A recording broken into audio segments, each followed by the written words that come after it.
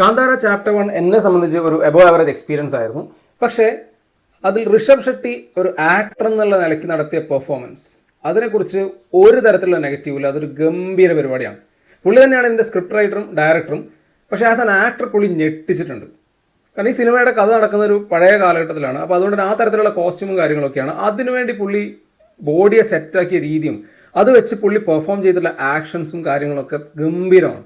ഇപ്പോൾ കാന്താരയുടെ ആദ്യ ഭാഗത്തായിരുന്നെങ്കിൽ അതിൽ ക്ലൈമാക്സിൽ മാത്രമാണ് ആ ഒരു ഡിവൈൻ പരിപാടിയിലൊക്കെയുള്ള ആക്ഷൻസ് ഒക്കെ ഉള്ളത്. എന്നാൽ ഇതിനകത്ത് ഇതിൻ്റെ ആദ്യ ഭാഗത്ത് തന്നെ അത്തരത്തിലുള്ള ആക്ഷൻ പരിപാടികളാണ്. അതിന് വലിയൊരു മാൻലി എഫേർട്ട് വേണം. അത് പുള്ളി ഗംഭീരമായി കൊണ്ടുവന്നിട്ടുണ്ട്. സെക്കൻഡ് ഹാഫിലും ആ രീതിയിലുള്ള ഒരുപാട് ആക്ഷൻ പരിപാടികളുണ്ട്. അതൊക്കെ പുള്ളി ഗംഭീരമായി ചെയ്തിട്ടുണ്ട്.